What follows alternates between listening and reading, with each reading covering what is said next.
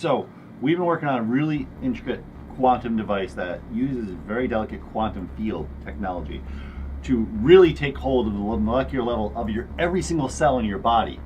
Which is also considered as quantum minimalization. What? What? Yes. Oh, my head hurts. So I don't know if you know what a teragrade is. They're going to be at your level if you go to that level. At my level. You don't want to get eaten by one of those things because they're pretty vicious. Eaten? So just stay away from them if you see one. This has nothing to do with that word thorium you're talking about, right? So this quantum field is going to envelop every single cell in your body, and it could feel like you're getting torn to pieces. But you're still going to be considered as solid matter. Your particles will be still into So this is your remote. What the hell are we gonna drive when we're How are we gonna get around? Mechanization terraformed. We actually hook you guys up with that too. To get around, you will be. A transformer? Yeah. What are we like in Hasbro? This was a full size. Nostalgia, okay. This was a full size. What do you want me to do? What do I do? Okay, so you push that button, you get smaller. Just put it plain. So you have your trigger there. So I mean, you have to be very delicate with that thing. No! Ah! Oh my god, it feels so weird. Oh man, everything's so big. Look at them! Look at them! Hey guys! Q! Hello! Johnny Webb! Oh my god. Oh my god. Oh my god, you see that truck? It's so big. Whoa! Well, they'll protect us. I know, right? Because we gotta watch out for those bugs. I mean, you gotta roll out sometime. Because there's a lot of bugs in this studio. Yeah, your studio gets them. I don't know where they come from. I don't know, it comes through the window or something. Oh my gosh. What is that noise?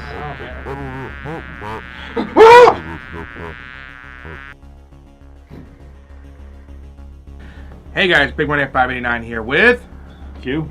Bazinga? Johnny Webb. So, we have to go see a very important movie in my world. It's Marvel. It's one of these movies I have to go see.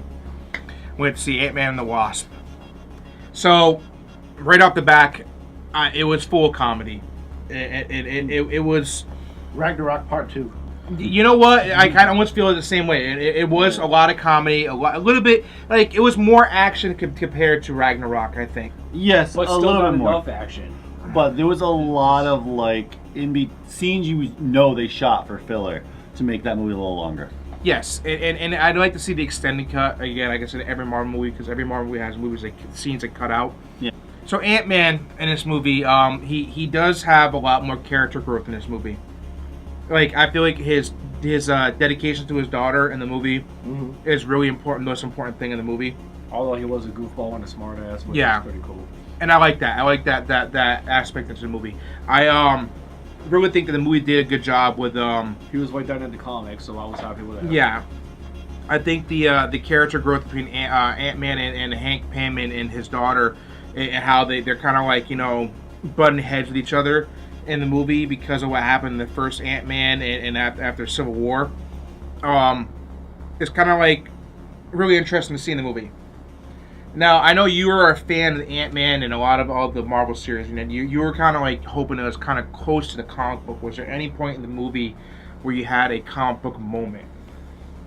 No, not really. So Dr. Bill Foster, played by Lawrence Fishburne, Okay. he was a really interesting character, Mm-hmm. and the fact that they were it's almost how they make him out to be like he's playing one side of the story, and you realize he's not all like Yeah, they play him off like originally he's a good guy at first, and then in the middle towards the movie, and the movie it changes, But he's not. He's not a bad guy either. But he's not though. He's kind of like goes flip flops, and he's cruel intentions. But he has good intentions for what he wants to do, and the thing is, it makes sense. The character playing Ghost, she wasn't. I was hoping for more of that character in the film. I was hoping for more character growth in that. There wasn't a huge backstory to it, which I'm not expecting for this one because they want to kind of jump to what happened after Civil War. No, did she ever appear in Agents of S.H.I.E.L.D. the show? Not that I know of. It shows that she was working for them. Yeah, that hasn't been in any of the seasons I've watched. No, I've I watched don't. it to the new ones. I haven't seen any for before. So okay. I didn't leave disappointed per se. I mean, the thing is, like, the question that takes place in the whole film, I have the answer, which I'm not going to speak out in the video. But the question that everyone is yelling at is, when does this take place in the storyline, the Marvel Cinematic Universe? Now, I can give you the answer in the video, but I'm not going to because it's going to ruin it for you. Well, now we know with the cutscene. Well, the cutscene explains it, yeah. And the thing is, like, there's two end credit scenes. The second one you probably can skip out on, honestly. Don't stay for the second one. Yeah, when the first one hits, it's most important. That's a whole that makes leeway to the next movie that goes on to Captain Marvel, which I'm hoping something with Captain Marvel happens to rectify the situation in Infinity War. Oh yeah, the very last scene. Yeah, the very, very last Yeah, scene. the very last scene in the second credits. cutscene is not worth It's it. just a waste of time. And just leave it after the first one. Don't wait for the credits. What was your favorite scene in the movie, Bazinga? The car chases. I love seeing the cars blow up and throw. There wasn't enough fight scenes, but the fight scenes that they had were good. I would say my favorite is when you saw the quantum realm, because this is all speculation. We have no idea what the quantum realm actually completely looks like because we can't see it. Yeah, the quantum realm plays a really big part. So that's the best part of the movie, was that they were staying very scientific through the whole entire thing. Yes, And they actually explained things too. They didn't just say one term and then walk away from it like they do in most movies. Yeah, they actually explain, especially when we first introduced Lawrence Fishburne's character. He's a college professor giving a complete lecture. Yeah. And it's actually pretty interesting. All quantum mechanics. I really think the quantum realm was probably my favorite scene, though. Yeah. I agree with you, because I think, like, when Hank Pym went through the quantum realm, you really saw the layers of the quantum realm. Yes. And it really made sense that, like, this is kind of like... You like to put the word quantum in front of everything, don't you? Yeah. Well, yeah. Well, that was a crack at a lot of tech companies nowadays are starting to do that, and they really don't know what they're talking about. Yeah, quantum speeds. Yeah, that doesn't make any sense. Quantum internet. Yeah, okay, sure. Mathematics of quantum magnetic fields. Now, this is just a brief... I want to say a very brief review, guys, because I don't want to give too much away. The whole film itself, it's not disappointing, but at the same time, I was really having a lot of expectation going into this movie to basically cut ties of what happened in Infinity War, and you didn't really get a lot of, like, there. Like, you get something, like, you know, towards the end with some of the credit scenes, something is going on when what happened in Infinity War. But the problem I had with this, I was really determined that it was very straight to the point, that whatever happens in this movie is going to determine everything. But you never know, with the quantum realm being what it is in the end of the movie, it really does take a lot of time for it to work properly for the next film. Yeah, I think we're going to see a big reveal in, obviously, Captain Marvel. That's going to be a big reveal, especially with a cutscene at the end of Infinity War. We know Captain Marvel is going to play a huge part in the next movie. Is it in the 90s? That's the problem I have. Is it going to be a flashback from the 90s? Well, no. Or is it going to be, like... The movie's going to start off in the 90s. It's definitely because they're talking about digitizing Samuel L. Jackson to make him look young. Yeah, so it's going to start off in the 90s to show you where her link was to, you know what I mean... Yeah, and they have to have some kind of an origin story. And it's going to lead all the way up to Infinity War.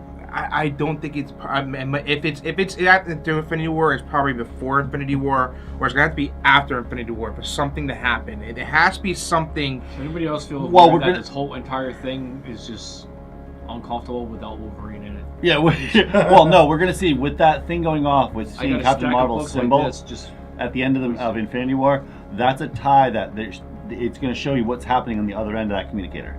Yeah. And we're going to see that in Captain Marvel. I have high hopes for Captain Marvel now, but I really think an opinion, ask me outside this video if you want to know what my opinion is to Captain Marvel, what I think is going to happen, I'll tell you. I ain't saying the video because I don't want to cause any offense to people, but there's another person in this group who's not here. I know his opinion is going to be, but it's Captain Marvel, and I know it's going to be exactly what I'm going to say. So, on a scale of 1 to 5, what are you guys going to rate this movie? I'll give it a 4. Yeah, give it a 4. It's a 3.5. Yeah. I gave it a 4 only because it's just a feel-good movie.